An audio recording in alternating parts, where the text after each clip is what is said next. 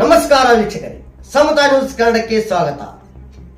ಮಾನ್ಯ ತಹಶೀಲ್ದಾರ್ ಸಾಹೇಬರೇ, ಬರ್ಲಿ ಹತ್ತಿದೆ ನಿಮ್ಮ ಕಾರ್ಯಾಲಯಕ್ಕೆ.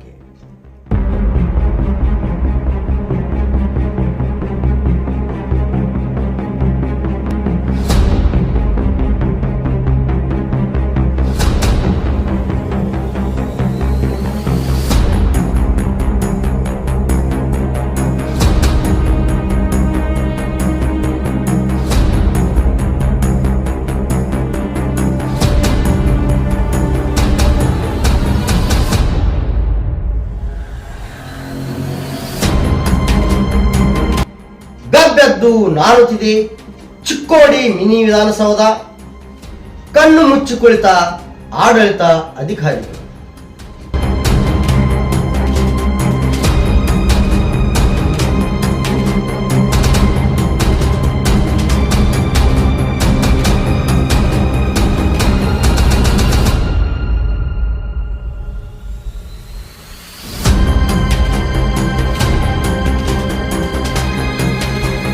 ಇದು ಚಿಕ್ಕೋಡಿ ಮಿನಿ ವಿಧಾನಸೌಧದ ಒಂದು ಉಚ್ಛಯ ಕಥೆ.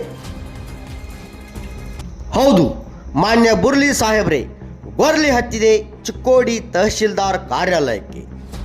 ಗಬ್ಬೆದ್ದು ನಾರುತ್ತಿದೆ ಚಿಕ್ಕೋಡಿ ಮಿನಿ ವಿಧಾನಸೌಧ. ಕಣ್ಣು ಮುಚ್ಚಿ ಕುಳಿತ ಆಡಳಿತ ಅಧಿಕಾರಿಗಳು.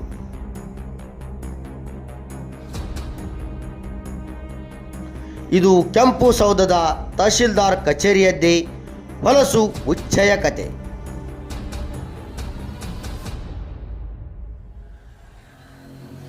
ಚಿಕ್ಕೋಡಿ ತಹಶೀಲ್ದಾರ್ ಕಚೇರಿ ಆವರಣ ಗಲೀಜು ಗಲೀಜು, ಬರೀ ಉಚ್ಛಯ ವಾಸನೆ.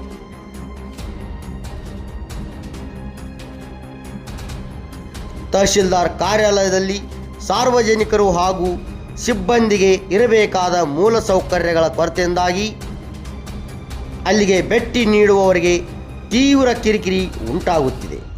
ಕಚೇರಿಯ ಕೆಲಸ ಕಾರ್ಯಗಳಿಗೆ ಆಗಮಿಸುವ ಜನರು ಹಾಗೂ ಸಿಬ್ಬಂದಿಗಳ ಬಳಕೆಗೆ ಇರುವ 2 ಮೂತ್ರಾಲಯ ಮತ್ತು ಶೌಚಾಲಯಗಳು ಸೂಕ್ತ ನಿರ್ವಹಣೆ ಇಲ್ಲದೆ ಸಾರ್ವಜನಿಕರು ಮೂಗು ಮುಚ್ಚಿಕೊಂಡೇ ಇರಬೇಕಾದ ಅನಿವಾರ್ಯತೆ ಉಂಟಾಗಿದೆ. ಶೌಚಾಲಯದಲ್ಲಿ ಅಗತ್ಯ ಇರುವ ನೀರಿನ ಸರಬರಾಜು ಇಲ್ಲದಿರುವುದರಿಂದ ಪರಿಸ್ಥಿತಿ ಇನ್ನಷ್ಟು ಹದಗೆಟ್ಟು ಹೈದರಾಬಾದ್ ಹಾದಿಯಾಗಿದೆ. ಕಚೇರಿಯ ಆವರಣ ಗಬ್ಬೆದ್ದು ಹೋಗಿದೆ. ಇಷ್ಟೆಲ್ಲ ಸಮಸ್ಯೆಗಳು ಇದ್ದರೂ ಸಹ ಯಾವ ಒಬ್ಬ ಅಧಿಕಾರಿ ಅಥವಾ ಸಿಬ್ಬಂದಿಯಾಗಲಿ ಅದರ ನಿವಾರಣೆಗೆ ಮುಂದಾಗಿಲ್ಲ. ಸಂಬಂಧಪಟ್ಟ ಅಧಿಕಾರಿಗಳಿಗೆ ಇದು ಗೊತ್ತೇ ಇಲ್ಲ. ಇದು ಸಾರ್ವಜನಿಕರಿಗಂತೂ ತಿಳಿದೇ ಇಲ್ಲ. ಸೊ ವೀಕ್ಷಕರೇ, ಉಚ್ಛಯ ಕತೆ ಬಹಳ ಪ್ರಚಾರ ಮಾಡುವುದು ಬೇಡ. ಮುಂದಿನ ದಿನಗಳಲ್ಲಿ ಏನಾಗುತ್ತೆ ಎಂಬುದನ್ನು ಕಾದು ನೋಡೋಣ. ಅಲ್ಲಿವರೆಗೆ ನೋಡ್ತಾ ಇರಿ ಮತ್ತು ಸಬ್ಸ್ಕ್ರೈಬ್ ಮಾಡಿ ಸಮತಾ ನ್ಯೂಸ್ ಕನ್ನಡವನ್ನು. ಮತ್ತೆ ಸಿಗೋಣ. ನಮಸ್ಕಾರ.